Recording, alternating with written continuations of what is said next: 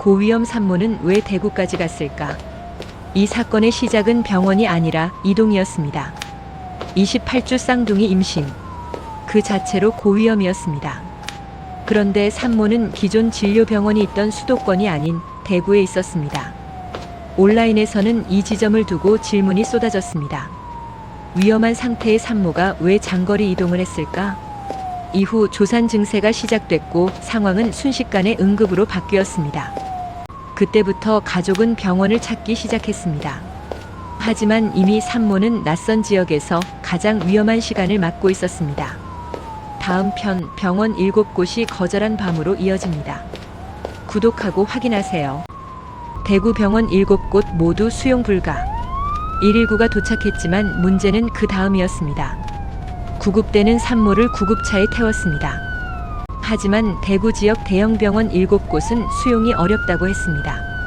이유는 산부인과 전문의 부재, 신생아 중환자실 병상 부족 등이었습니다. 여기서 가족은 선택의 기로에 섰습니다. 기다릴 것인가? 다른 지역 병원을 더 찾을 것인가? 아니면 직접 움직일 것인가? 그리고 새벽 2시 44분쯤 남편은 직접 차를 몰고 기존 진료병원이던 분당 서울대병원으로 가기로 결정합니다. 이 선택이 사건의 가장 큰 분기점이 됐습니다. 다음 편 위험한 장거리 이동이 시작됩니다.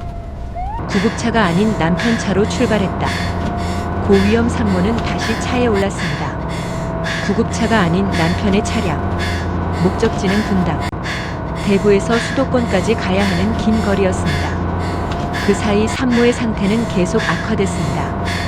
보도에 따르면 분당 서울대병원으로 옮겨지던 때 산모는 이미 양수가 터지고 혈압도 떨어진 상태였습니다. 가족 입장에서는 기존 진료병원으로 가는 게 가장 확실해 보였을 수 있습니다.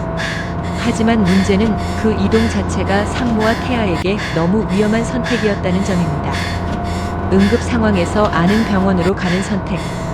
그 판단이 정말 최선이었을까요? 다음 편 시어머니와 119 통화 속 혼선이 이어집니다. 시어머니는 왜 헬기를 요구했나? 이동 중에도 가족은 119와 연락을 이어갔습니다.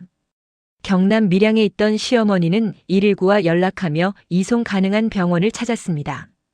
그리고 헬기 이송도 요구한 것으로 보도됐습니다. 하지만 소방당국은 헬기 이착륙과 재이송 시간, 기압 변화와 진동이 태아 상태를 악화시킬 우려 등을 고려해 보류했습니다. 이후 구미 선산IC 인근 휴게소에서 다시 119 구급대를 만났지만 환자 정보 전달과 이송 방향을 둘러싼 혼선으로 이송은 이루어지지 않았습니다. 가족은 다급했습니다. 하지만 다급함이 곧 안전한 판단은 아니었습니다. 마지막 편, 이 사건이 남긴 진짜 질문을 다룹니다. 비극의 질문 왜 움직였나? 이 사건은 단순히 병원을 못 찾은 이야기만은 아닙니다. 물론 병원 수용 불가와 의료 공백은 분명한 문제였습니다. 하지만 또 하나의 질문이 남습니다. 고위험 산모가 왜 대구에 있었는가? 응급 상황에서 왜 남편 차량으로 장거리 이동을 감행했는가? 시어머니의 헬기 요청과 119 연락은 왜 더 큰 혼선으로 이어졌는가? 결과는 너무 참혹했습니다. 신고 약 4시간 만에 응급 제왕절개 수술이 이루어졌고 쌍둥이 중 한 명은 숨졌고 다른 한 명은 뇌 손상을 입어 치료를 받는 것으로 보도됐습니다. 이 사건이 남긴 질문은 하나입니다. 위험한 산모를 움직이게 만든 선택은 과연 누구의 판단이었을까? 이런 실제 사건을 계속 보고 싶다면 구독해주세요.